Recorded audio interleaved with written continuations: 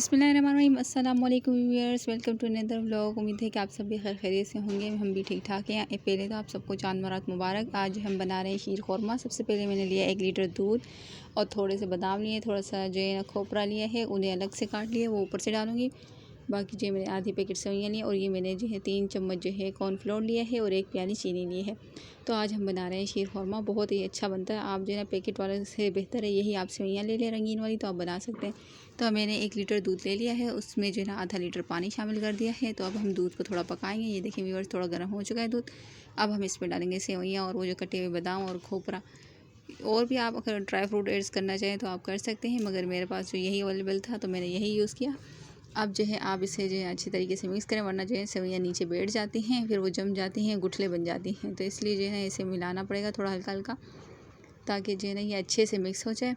और आप सबको चांद रात बहुत बहुत मुबारक हो। कल इंशाल्लाह ईद होगी और अल्लाह पाक आप सबको ईद की खुशियाँ नसीब फरमाए, आमीन। और जो है व्यूअर्स, ये देख सकते हैं हमारी जो है शीर खुरमे की सेवइयाँ जो है ना बन चुकी हैं, आप देख सकते हैं पक रही हैं। अब जो है हम इसके अंदर ऐड करेंगे कॉर्नफ्लोर के अंदर पानी मिला लिया था, ऐसे हम डालेंगे तो गुठले बन जाए, तो इसलिए हम जो है इसे पानी में ऐड करके घुमा घुमा के डालेंगे।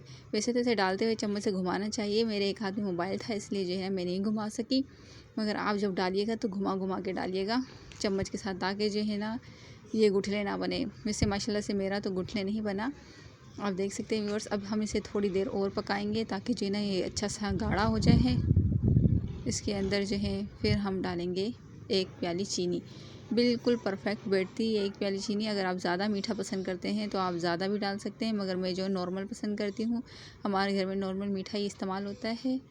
ये आप देख सकते हैं व्यूअर्स, हम इसे अच्छे तरीके से घुमाएंगे और इसे बहुत अच्छे तरीके से पकाएंगे, ताकि जो है ना कॉर्नफ्लोर में जो है ना कच्चा बना रहे और ये चीनी जो है अपना पानी जो छोड़ेगी तो वो भी पक जाएगा।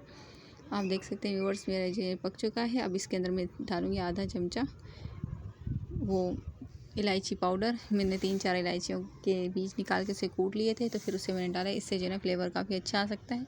अगर आपके पास कॉर्नफ्लोर नहीं है तो कस्टर्ड पाउडर है तो आप वो भी यूज़ कर सकते हैं, ये आपकी मर्ज़ी पर है।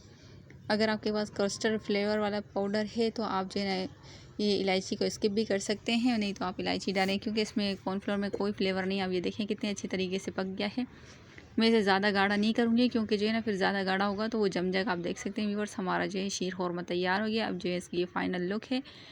और अब जो है हम अपने वीडियो का एंड करते हैं। इंशाल्लाह कल मुलाकात होगी ईद के दिन एक नए व्लॉग के साथ। तब तक के लिए अल्लाह हाफ़िज़। अपना बहुत सारा ख्याल रखिएगा और दुआओं में याद रखिएगा। चांद रात मुबारक। अल्लाह हाफ़िज़।